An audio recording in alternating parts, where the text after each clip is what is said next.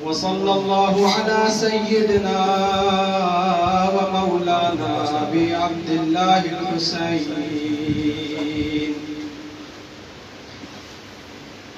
وصلى الله عليك يا سيدي ومولاي وابن مولاي يا أبا عبد الله يا رحمة الله الواسعة ويا باب النجاة الأمة يا صريع الدمعة الساكبة ويا عبرة الكل مؤمن ومؤمنة روحي وأرواح الشهداء على آلك الفداء يا شهيد كربلاء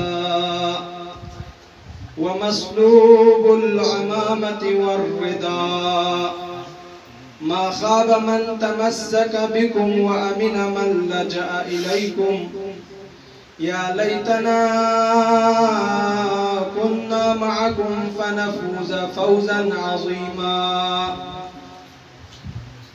أما بعد فقد قال الله سبحانه وتعالى في كتابه الكريم بسم الله الرحمن الرحيم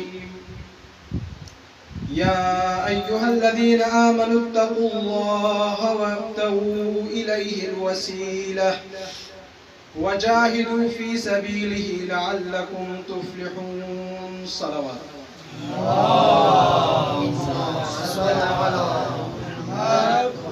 خاندان زہرا کی خوشنودی کے لیے بآواز بلند تر صلوات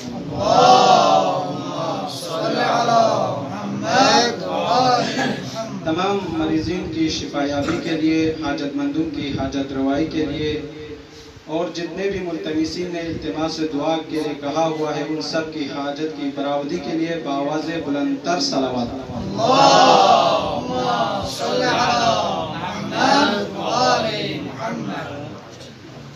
عزاداران سید الشہداء ماتمداران ابا عبداللہ الحسین سب سے پہلے میں اللہ کی بارگاہ میں لاکھ لاکھ شکر ادا کرتا ہوں کہ جس پروردگار نے اتنی بڑی آفات ارضی و سماوی کے موجود ہونے کے باوجود ہم سب کو ایک بار پھر 1442 ہجری کی اس عظیم الشان عشرہ محرم الحرام کی دوسری تاریخ کی مجلس سے خطاب کرنے کا شرف حاصل کیا اور ثانیاً میں آپ علماء کرام طلباء کرام سے معذرت خواہ ہوں کہ بہتر اور افضل یہ تھا کہ آپ میں سے اور بزرگان میں سے خصوصاً کوئی یہاں پر آ کر فضائل اور مصائب ابا عبداللہ الحسین بیان کریں لیکن الامر فوق الادب آپ لوگوں کے سامنے حاضر ہو چکا ہوں تو عزیزان محترم ایام دعاؤں کا ایام ہے اور ساتھ یہ ایک عنوان سے مجلس ترحیم بھی ہے اور دوسری تاریخ کی مجلس بھی ہے عاشورہ کے حوالے سے تو یہ مجلس ترحیم ہمارے برادر محترم و مکرم جناب سماحت الشیخ شکور علی شاکری صاحب کی طرف سے ان کی والدہ مرحومہ کے لیے رکھی گئی ہے تو دعا کرتے ہیں پروردگار عالم پروردگار بحق محمد و آل محمد ان کی والدہ کے جتنے بھی گناہان کبائر و صغائر ہیں ان کو معاف فرما ان کو جوار ائمہ امیر المؤمنین اور جوار معصومین علیہ السلام میں ان کو جگہ عنایت فرما پروردگارہ ان کے جتنے بھی اعمال اس دنیا میں کر کے گئی ہے اس میں مقبولیت عطا فرما پروردگارہ انہوں نے جو دعا اپنے بیٹے کے لیے کر رہے ہیں ان کے حق میں بھی مستجاب فرما پروردگارہ ہم سب کے مرحومین کو اللہ غریق رحمت کرے۔ پروردگارہ بحق محمد و آل محمد ہم سب کے مرحومین کی مغفرت فرما۔ پروردگارہ بحق محمد و آل محمد جتنے بھی مومنین نے پاکستان سے، مختلف ممالک سے اور یہاں سے جتنے بھی مومنین اور خصوصاً بالخصوص یہاں حاضرین کی جتنے بھی حاجات شرعیہ رکھتے ہیں، پروردگارہ ان سب کو اپنی بارگاہ میں پوری فرما۔ پروردگارہ بحق محمد و آل محمد ہماری اس عزاداری کو ہمیشہ ہمیشہ وہ عزاداری فرما دے جس میں محمد و آل محمد ہم پر راضی ہو۔ پروردگارہ بحق محمد و آل محمد یہ ایام جو کورونا کے ہیں، وبائی امراض کے پھیلنے کا وقت ہے، پروردگارہ تمام عالم اسلام کو، تمام شیعیان اسلام کو اس سے محفوظ رکھ۔ پروردگارہ بحق محمد و آل محمد ہمارے غیب کے پردے میں موجود امام الزمان اجل اللہ تعالی فرجہ الشریف کی ظہور میں تاجیل فرما۔ ربنا تقبل منا انکا انت السمیع العلیم۔ تمام اعمال کی قبولیت کے لیے، خاندان زہرا کی خوشنودی کے لیے بآواز بلندتر صلوات۔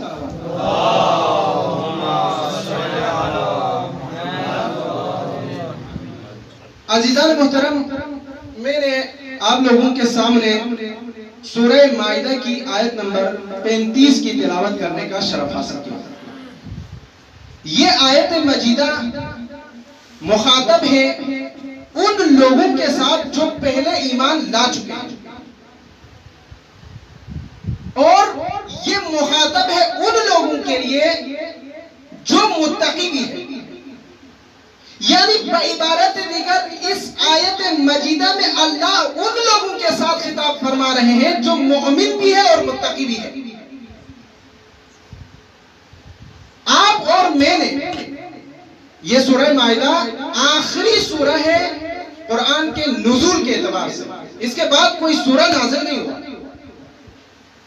اور اس سے پہلے والی آیات، اس سے پہلے والے سور جہاں پر مومنین کی تعریف اور صفات بیان کیے ہوئے ہیں، لیکن مشکل بات یہ ہے دنیا نے نعرہ بلند کیا، ایک نعرہ بلند کیا، وہ نعرہ یہ تھا حسبنا کتاب اللہ،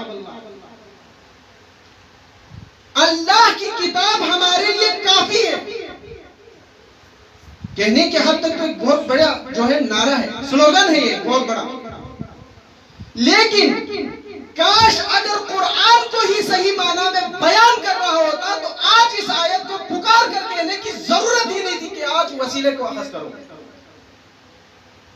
قرآن میں اللہ رب العزت نے ارشاد فرمایا، مومنین سے، متقین سے خطاب کرتے ہوئے ارشاد فرمایا، یا ایھا الذین آمنوا اتقوا اللہ وابتغوا الیہ الوسیلہ، وسیلے کو تلاش کرو۔ اب ہمیں سمجھ آنا چاہیے کہ جو لوگ یہ نعرہ بلند کر کے بعض القرآن پر عمل کر لیا، بعض قرآن کو اپنے سے دور کر دیا، یؤمنون ببعض الکتاب ویکفرون ببعض الکتاب، کتاب کو ہی ماننا ہے تو پوری کتاب کو مان لو، یہ نہیں کہ کتاب کے بعض حصوں پر ایمان لے آئے اور بعض حصوں کو ترک کر دے، چھوڑ دے۔ اس کو احادیث ائمہ معصومین میں اگر ہم مطالعہ کریں تو ذو اللسانین کہتے ہیں، اسی کا دوسرا نام منافق ہے۔ اس کو قرآن نے لفظ عظیم کے ساتھ بھی یاد کیا ہوا، قرآن کے اندر آیت موجود ہے کہ قرآن کے بعض حصے کو عمل کرنا، اپنے مطلب کے جو آیات ہیں ان پر عمل کرنا اور بعض کو ترک کرنا، چھوڑ دینا، اس کو عظیم سے تعبیر کیا گیا ہے۔ تو نعرہ جب بلند کیا ہے تو افضل یہ تھا کہ اس نعرے پر مکمل اتر آئے، تو لوگوں نے وسیلے سے انکار کر لیا، وسیلے کو پکڑنا شروع کیا، لیکن وسیلے سے مراد اور مفاہیم جس طرح حدیث غدیر میں تبدل و تغیر کیا، یہاں پر بھی کرتے رہے۔ آج وسیلے سے انکار کر رہے لوگ، وسیلے کو نہیں مان رہے، حالانکہ آپ دیکھیں کوئی بھی عاقل انسان، دنیا میں نظر رکھنے والا انسان، بصیرت والا انسان اگر دیکھے دنیا وجود ہی وسیلے سے ہے۔ میں تو یہ کہتا ہوں اگر آج وسیلہ نہ ہوتا تو منکرین وسیلہ کا ایجاد بھی ممکن نہیں تھا۔ پوری دنیا وسیلے سے چل رہا ہے، لیکن بہت سارے لوگ ایسے ہیں جو وسیلے سے انکار کرتے ہیں۔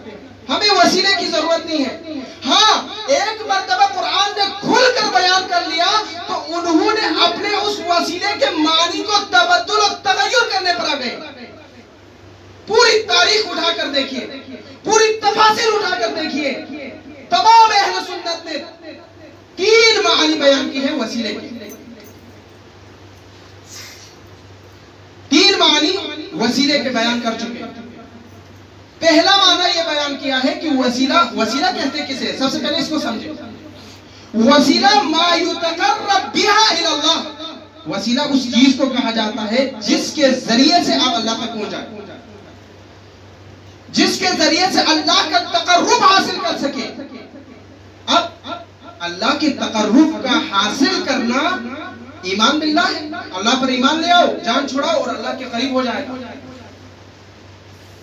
بہت سارے علماء نے ایمان باللہ کو وسیلہ سمجھا اور معنی کیا یا ایھا الذین آمنوا اتقوا اللہ وابتغوا الیہ الوسیلہ, یعنی ایمان لے آؤ اللہ پر.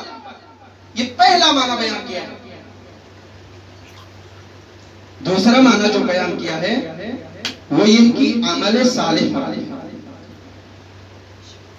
الوسیلہ یعنی عمل صالح, اچھے عمل.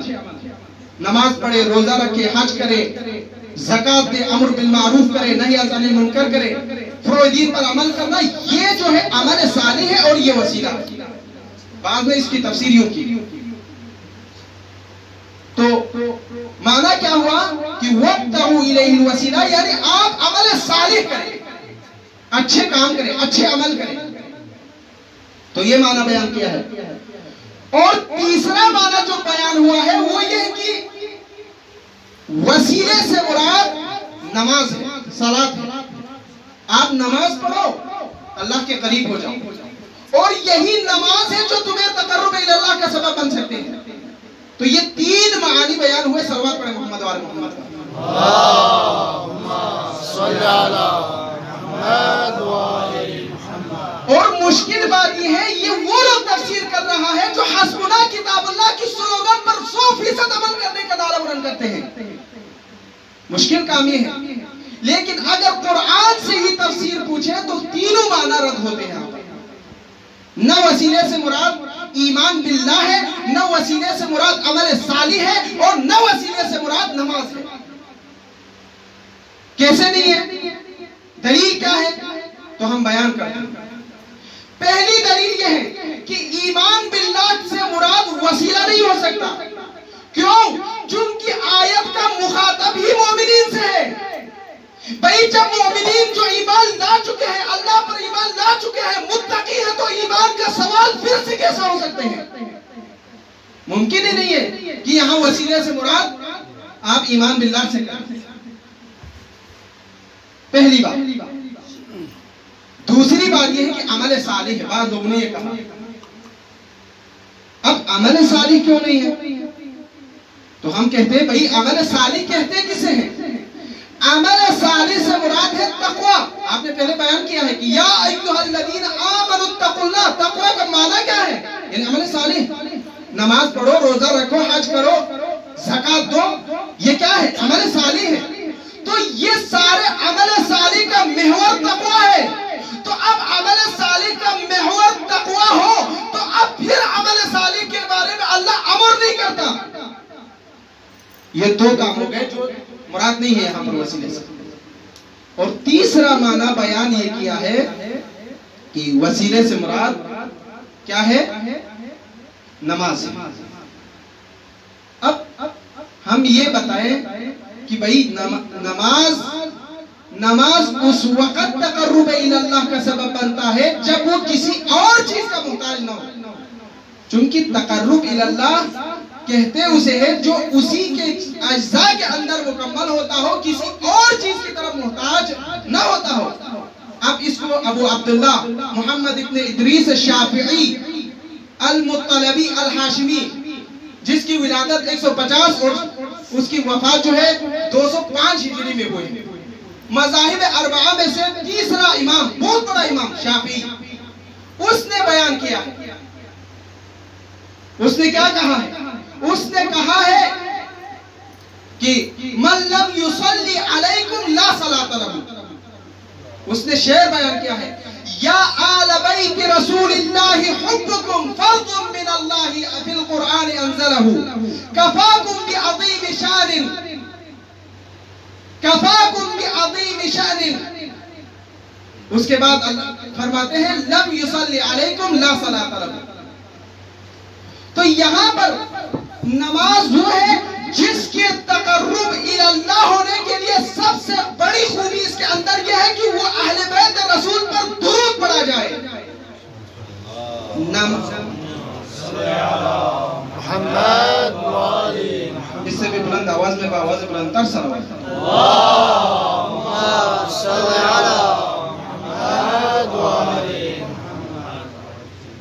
تو معلوم ہوا کہ نماز اکیلا تقرب الی اللہ کا سبب نہیں بن سکتا جب تک صلوات نہ بھیجے محمد وآل محمد پر، تو اب یہ وسیلے کا معنی ہو ہی نہیں سکتا جس کا کلیئر ہونا کسی اور پر محتاج ہو اور وہ وسیلہ جو ہے اللہ کے قریب کر سکتا ہو، یہ ناممکن ہے۔ امام شافعی نے اس کو رد کیا ہوا ہے۔ تو اب دیکھو یہ وسیلے کے تین معانی بیان ہوئے لیکن تینوں مراد نہیں ہیں۔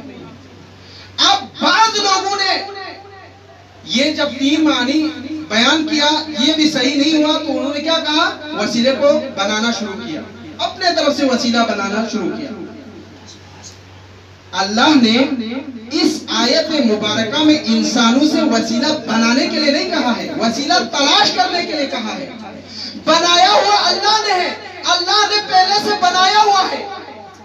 وَرَبُّكَ يَخْلُقُ مَا يَشَاءُ وَيَخْتَارُ، اللہ تمہارے میں سے جس کو بھی چاہتا ہے اختیار کر لیتا ہے۔ اللہ کی اپنی مرضی ہے، تمہاری مرضی نہیں چلے گی۔ یہ وسیلے کو بنانا اللہ کا کام ہے، اللہ نے وسیلہ بنایا ہوا ہے۔ اب ان بنینو انسان کا کام ہے اس وسیلے کو تلاش کرنا، یہ انسان کا کام ہے۔ اب ہمیں کیسے سمجھ میں آئے کہ وسیلے سے مراد جو ہے ائمہ معصومین ہے یا کوئی اور ہے؟ تو جب یہ لوگ پھنس چکے یہاں پر بھی، اور ایک عنوان سے اگر دیکھیں یہاں تین معنوں میں وہ ختم ہو گئے، ان کے معنی ثابت نہیں ہوئے۔ ایک اور چیز کی طرف میں آپ کو اشارہ دوں گا، قرآن مجید کے اندر موجود ہے کہ ابتدائی سورہ بقرہ میں اللہ نے مومنین کے اوصاف کو بیان کیا۔ جو قرآن کے حسبنا کتاب اللہ کے نعرے کے پیچھے جو سائے میں بیٹھے ہوئے لوگ ہیں وہ قرآن میں سے بعض کو لے لیا، یہاں سورہ بقرہ کے اندر جو موجود ہے وہ لے لیے۔ اولئک الذین یؤمنون بالغیب ویقیمون الصلاۃ ومما رزقناہم ينفقون والذین انزل الیک وما انزل من قبلک وبالآخرۃ هم یوقنون اولئک علی ھدی من ربہم واولئک هم المفلحون۔ دیکھو یہاں پر مومنین کے 5 اوصاف بیان کیے۔ ایمان بالغیب پر ہے 1، نماز قائم کرنا ہے 2، اللہ کے دیے ہوئے رزق کو اللہ کے راہ میں انفاق کرنا 3، اور رسول پر جتنے کتابیں نازل ہو چکی ہیں اور رسول سے پہلے والے انبیاء پر جتنے کتابیں نازل ہو چکے ہیں اس پر ایمان لانا 4، اور آخرت پر یقین رکھنا 5۔ یہ 5 صفات جن کے اندر موجود ہوں گے وہ مومن ہوں گے۔ اولئک علی ھدی من ربہم، اللہ نے فرمایا یہ اللہ کی طرف سے ہدایت یافتہ لوگ ہیں۔ وَأُولَئِكَ هُمُ الْمُفْلِحُونَ، اور یہی لوگ فلاح و بہبودی کی طرف جانے والا ہے، رستگاری کی طرف جانے والا ہے۔ دیکھو یہاں پر اللہ نے اولئک هم المفلحون استعمال کیا، اور جس آیت کو میں نے عنوان گفتگو قرار دیا اس میں بھی اولئک هم المفلحون کہا۔ تو اس کا مطلب یہ ہوا ابھی مفلح تو ہوا ہے لیکن کامیاب ترین لوگوں میں سے نہیں ہے۔ اسی لیے اللہ نے ایمان باللہ یا ایھا الذین آمنوا کے بعد ایمان باللہ کو کافی نہیں سمجھا، اس کے بعد متقی ہونا۔ متقی کا معنی یہ ہے مومنین کے صفات اس کے اندر ہونا جو سورہ بقرہ کے اندر موجود ہے، وہ بھی کافی نہیں ہے۔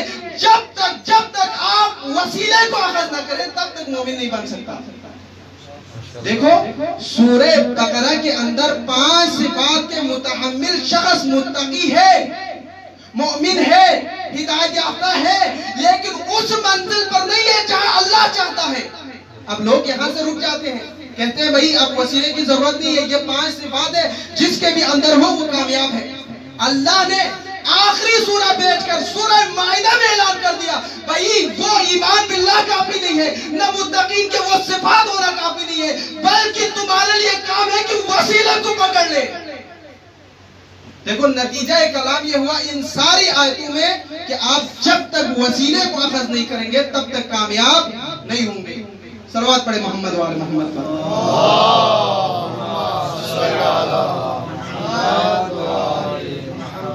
تو عزیزان محترم، فلاح پانے والے لوگ وہ ہیں جو ایمان باللہ بھی ہو، غیب پر بھی ایمان رکھتا ہو، نماز بھی قائم کرتا ہو، اللہ کے دیے ہوئے رزق کو اللہ کی راہ میں انفاق کرتے ہو، تمام آسمانی کتابوں پر ایمان بھی رکھتا ہو اور آخرت پر یقین بھی رکھتا ہو اور ساتھ ساتھ وسیلے کا بھی اقرار کرے. یہ مومن ہے، یہ فلاح پانے والے ہیں. قرآن کا اعلان ہے. دیکھو آخری سورے میں آپ دیکھیں سورہ مائدہ میں اللہ نے دین کے رضائیت کو بھی اسی سورے میں بیان کیا. الیوم اکملت لکم دینکم واتممت علیکم نعمتی ورضیت لکم الاسلام دینا الیوم یئس الذین کفروا. یہ ساری آیات اسی کے اندر ہے. تو اللہ نے ابتدا سے لے کر آخر تک یہ بتانا چاہا کہ یہ ساری صفات ہو، وسیلہ نہ ہو تو تمہارے اعمال تمہارے منہ پر مارا جاؤ گے. اسی لیے اللہ نے کہا وسیلے کو تلاش کرو، وسیلہ بناؤ نہیں. وسیلہ بنانا، امام کا بنانا لوگوں کو یہ حق حاصل نہیں ہے، بلکہ اللہ کے لیے ہے کہ یہ حق ہے کہ وہ کسی کو بھی وسیلہ آپ کے لیے بنا سکتے ہیں. تو یہ سارے لوگ نہ قرآن سے جیت سکے، نہ وسیلے کے معنی کو چینج کرنے میں جیت سکے، کوئی بھی معنی حاصل نہیں کر سکا. تو ہم کہتے ہیں بھئی آؤ اس شخص کی طرف جو آپ کو وسیلے کا معنی سمجھا سکے. پوری دنیا وسیلے کو سمجھ سکتے ہیں. اس سے پہلے ایک جملہ بیان کروں. بھئی مسلمان تو دور کی بات ہے، اگر آپ دیکھیں کفار کی طرف، مشرکین کی طرف، بتوں کی عبادت کرنے والے کی طرف، اصنام کی عبادت کرنے والوں کی طرف، وہ بھی وسیلے کا قائل ہے. جیسے کہ آپ کسی مشرک سے سوال کریں، بت پرست سے سوال کریں کہ آپ ان بتوں کی عبادت کیوں کرتے ہیں، کیا سبب ہے کہ ان بتوں کی عبادت کرنے کی، تو کہتے ہیں وَمَا يُقَرِّبُنَا إِلَى اللَّهِ زُلْفَى، ہم ان بتوں کے ذریعے سے اللہ سے قریب ہونا چاہتے ہیں. سمجھ گئے؟ یعنی بت پرست بھی بت کو اللہ سمجھ کے نہیں بلکہ اللہ کا تقرب سمجھ کر، وسیلہ سمجھ کر عبادت کر رہے تھے. مشرک سمجھتے ہیں وسیلے کو. اور اللہ نے سورہ نساء کی آیت نمبر 70 اور 69 میں ارشاد فرمایا ہے مَن يُطِعِ اللَّهَ وَالرَّسُولَ أُولَئِكَ أَنْعَمَ اللَّهُ عَلَى الَّذِينَ أولئك الذين أنعم الله عليهم من النبيين والصديقين والشهداء والصالحين وحسن أولئك رفيقا وذلك فضل من الله وكفى بالله عليما. سمجھ رہی ہے؟ یعنی اللہ کی اطاعت کرو، اللہ کے رسول کی اطاعت کرو. تو یہ اطاعت کرنے والا، اللہ کی اطاعت کرنے والا، رسول کی اطاعت کرنے والا کون ہوتا ہے؟ وہ شخص ہے جس پر اللہ کی نعمتیں ہوتی ہیں. اب یہ اللہ کی نعمتیں والے کون ہیں؟ اللہ کی نعمتوں والا انبیاء ہے، شہداء ہے، صدیقین ہے، صالحین ہے، اور یہ اللہ کے بہت بڑے بڑے اچھے رفقا ہے. اب دنیا میں کوئی اور عہدہ رہ گیا ہے جو یہاں بیان نہ ہوا؟ انبیاء کا عہدہ یہاں پر موجود ہے. یعنی جو اللہ کی اطاعت کرتے ہیں، جو رسول کی اطاعت کرتے ہیں، تو یہ جن پر اللہ کی نعمتیں نازل ہو چکی ہے. اب یہ نعمتیں نازل ہونے والا شخص انبیاء میں سے ہے، صلحاء میں سے ہے، شہداء میں سے ہے، صدیقین میں سے ہے. یہ بہترین آپ کے رفقا ہیں. پھر آگے فرماتے ہیں یہ چیزیں ذالک الفضل من اللہ، ذالک الفضل من اللہ، یہ اللہ کی طرف سے فضیلت ہے، کرم ہے اللہ کا ایسے لوگوں کو دینا. وَكَفَى بِاللَّهِ عَلِيمًا، اللہ کے پاس مکمل علم اللہ کے پاس موجود ہے. تو یہاں پر آپ دیکھیں کہ جو شخص اللہ کی اطاعت کرتا ہے، اللہ کے رسول کی بھی اطاعت کرتا ہے. ممکن ہے کبھی اللہ نے کچھ کہا ہو، رسول نے کچھ کہا ہو، ہوتا نہیں ایسا. لیکن میں یہاں پر وسیلے کو سمجھانا چاہتا ہوں اس آیت کے ذریعے سے. ایک بندہ اللہ کی بھی اطاعت کرتے ہیں، اللہ کے رسول کی بھی اطاعت کرتے ہیں. ممکن ہے کہ مثلا اللہ سبحانہ و تعالیٰ کہے کہ آپ رمضان میں روزے رکھیں، رسول نے کہا نہیں رمضان میں روزے نہ رکھیں بلکہ آپ ذی الحجہ میں جا کر سوال کرتے ہیں کوئی مثلا آپ رمضان میں روزہ رکھیں، اللہ نے کہا، اللہ کے رسول نے کہا آپ ذی الحج میں روزہ رکھیں، تو آپ کس کے مانو گے؟ تو اس وقت کہیں گے ہم کسی ایک کے مانیں گے۔ اگر اللہ کے مانو گے تو رسول کا معصیت کار ہوگا، اگر رسول کا مانے تو اللہ کا معصیت کار ہوگا، کسی ایک کو تو ماننا ہوگا یا دونوں کو ماننا ہوگا۔ تو ہم یہاں پر کہیں گے بھئی اللہ، یہاں پر اختلاف ممکن ہی نہیں ہے، کیونکہ اللہ تم سے بات نہیں کرتا، جب بھی بات کرتا ہے تو رسول کو وسیلہ لے کر پکارتا ہے، رسول کے ذریعے سے تم تک احکام کو پہنچاتے ہیں۔ تو تم جیسے انسان کیسے ممکن ہے کہ تم اللہ کے رسول کو چھوڑ کر ڈائریکٹلی اللہ سے رابطہ کریں؟ اللہ رب العزت ان اللہ علی کل شیء قدیر جیسا پروردگار اگر اپنے احکام کو بندوں تک پہنچانا چاہتا ہے تو رسول کو وسیلہ بنائے، اور اللہ کے بندے ڈائریکٹلی بغیر وسیلہ کے اللہ تک پہنچنا چاہتے ہیں۔ یہ کون سی اطاعت ہے اور کون سا اسلام ہے؟ صلوات پڑھیں محمد وعلی محمد۔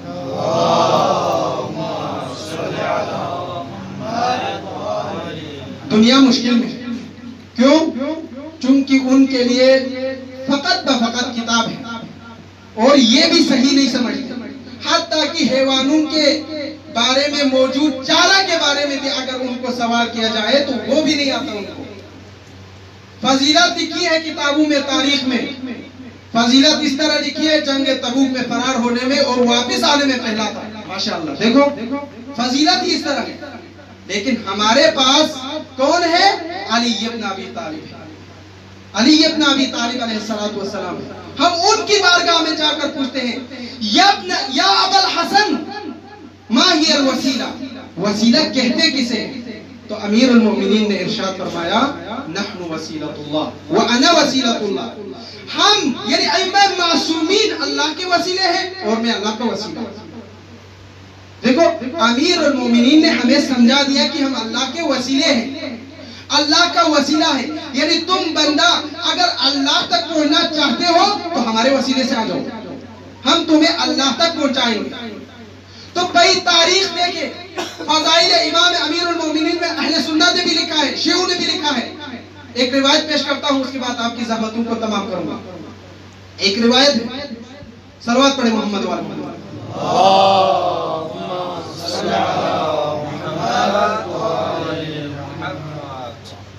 روایت اس طرح ہے کہ پیغمبر اکرم صلی اللہ علیہ وآلہ وسلم کے سامنے بہت سارے اصحاب ہوتے تھے، کبھی کسی کے لیے مسئلہ ہوتا تھا تو وہ بھی پیغمبر کے پاس آتے تھے، اپنے مشکل بیان کرتے تھے اور دعا کے لیے کہتے تھے، اعتماد سے دعا کہتے تھے، تو اس وقت پیغمبر ان کے لیے دعا کرتے تھے۔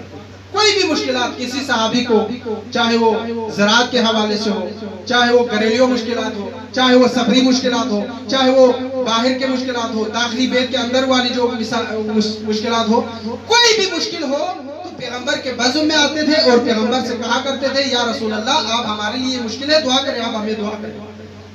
پیغمبر کیا کرتے تھے؟ جب بھی دعا کرتے تھے تو اپنے دونوں ہاتھوں کو بلند کرتے تھے اور کہتے تھے اللہم ارحم فلان بحق علی ابن ابی طالب، پروردگارا اس صحابی کے جتنی بھی حاجت ہے پورا پورا بحق امیر المومنین، بحق علی ابن ابی طالب۔ دیکھو پیغمبر نے ہمیشہ وسیلہ لیا علی ابن ابی طالب کا۔ یہ مکے کی زندگی ہے، مکے میں جب یہ ہوتے رہے، مشکلات آتے رہے پیغمبر کے سامنے، جب بھی پیغمبر نے دعا کی ہے تو اپنے دونوں ہاتھوں کو بلند کرنے کے بعد صحابی کا نام لیا اور کہا اللہم ارحم فلان ابن فلان بحق علی ابن ابی طالب۔ لوگ پریشان ہو گئے، بہت سارے اصحاب ہوتے ہیں نا جن کو ہضم نہیں ہوتے علی کا نام، تو ایک دوسرے کو کہنے لگ گئے بھئی ہمارا نام کیوں نہیں لیتا؟ ہمیشہ علی ابن ابی طالب کا وسیلہ ہی دے کر پیغمبر جو ہے دونوں ہاتھوں کو بلند کرتے اور دعا کر رہے، کبھی ہمارا نام بھی آئے۔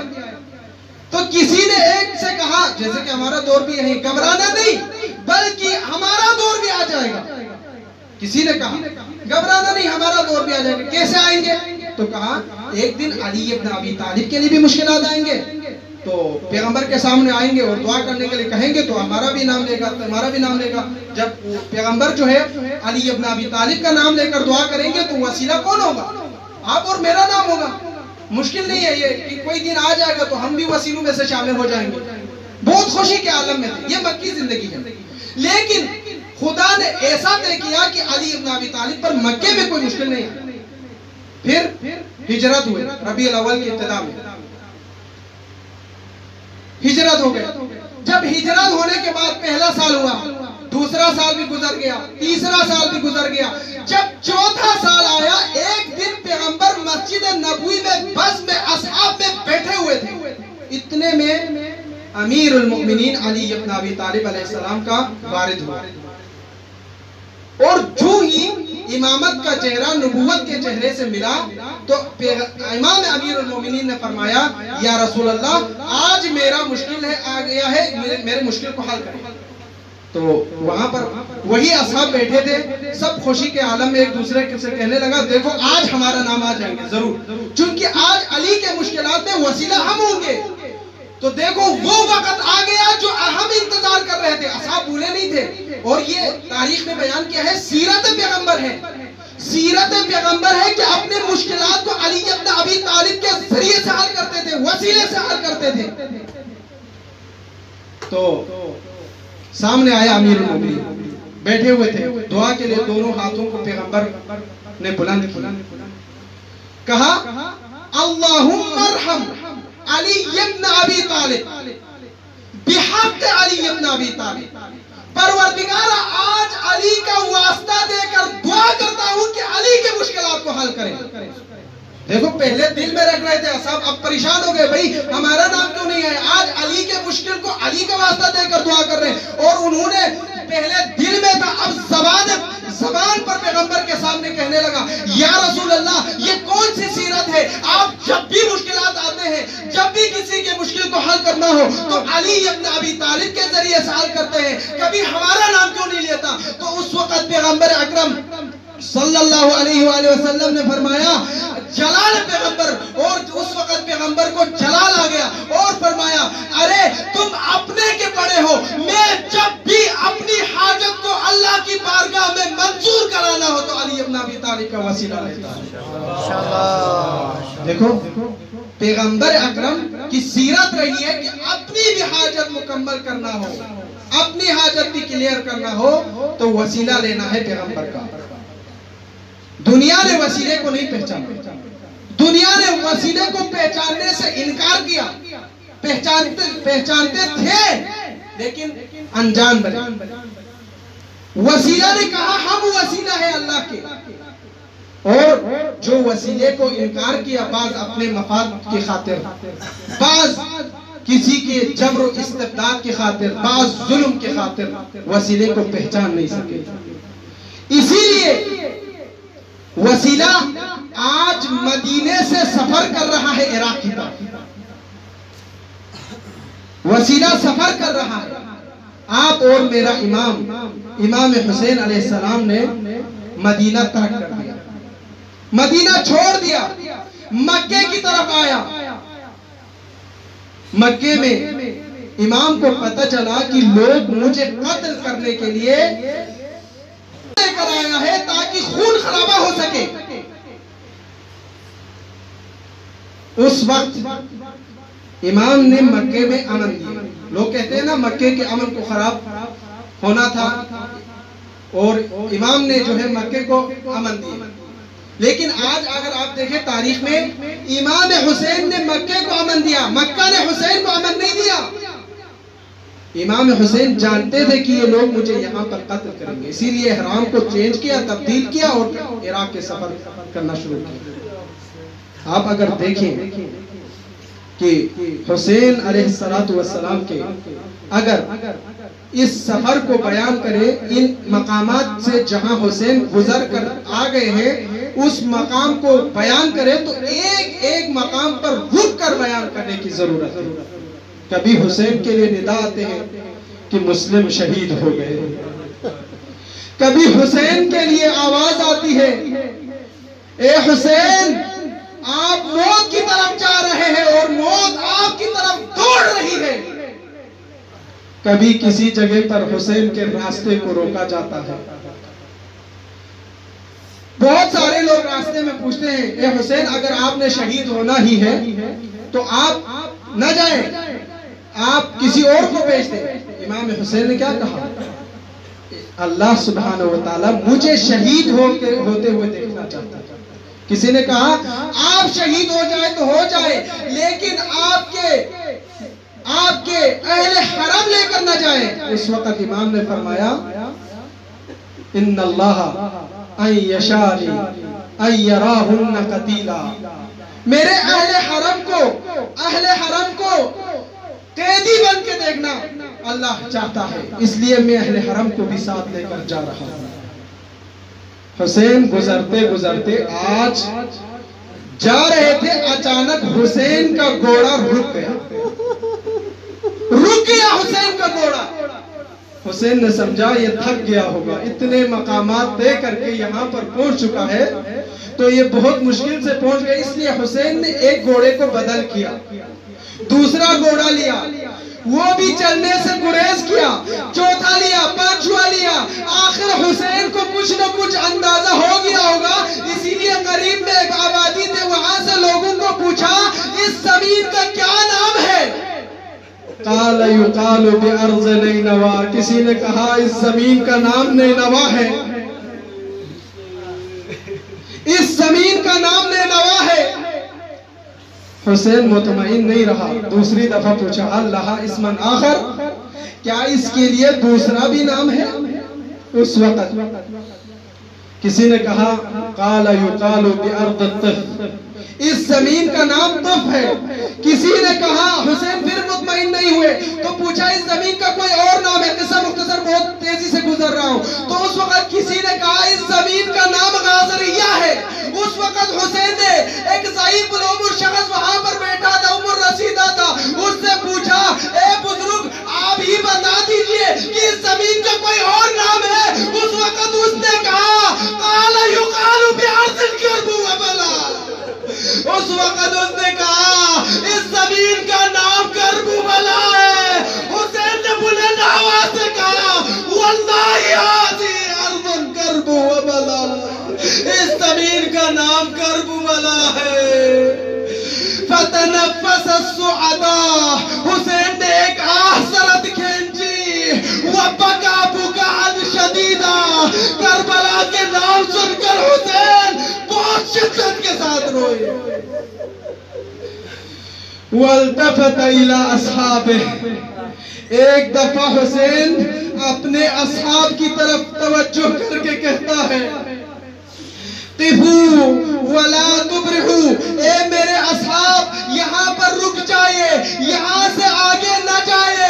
اس وقت میرے امام حسین نے ارشاد فرمایا واللہ ہا ہنا مناخ رکابنا, آج ہمارا سفر ختم ہو گیا ہے, ہمارا مقصد آ گیا ہے, ہم نے یہاں سے آگے سفر نہیں کرنا ہے. وہاں ہونا واللہ سفک دماؤنا, واللہ ہماری زمین آ گئی ہے جہاں ہماری خون بہایا جائے گا, جہاں عباس کے دونوں بازو یہاں پر کٹ ہوں گے, یہاں پر علی اصغر کے خون بہ جائیں گے, یہاں پر شام غریبہ ہوگی. وہاں ہونا واللہ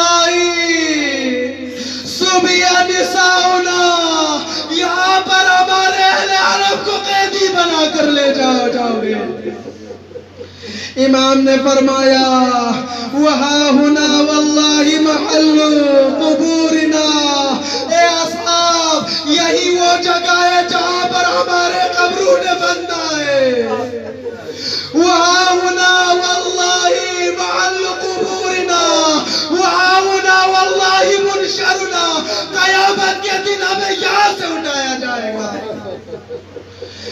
امام حسین نے اپنے اصحاب کو اس زمین کی خصوصیات بیان کرتے گئے.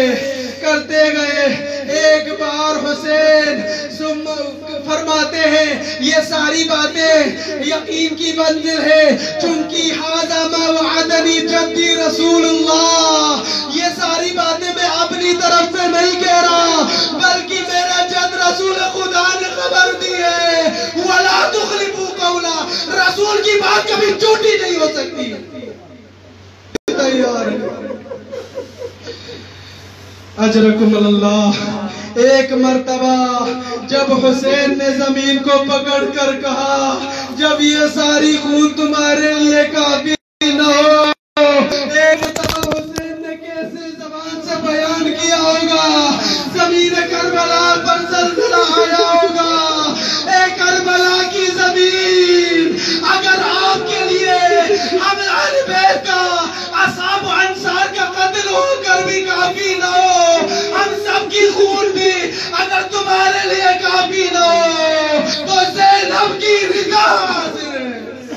الا لعنت اللہ علی القوم الظالمین وسيعلم الذين ظلموا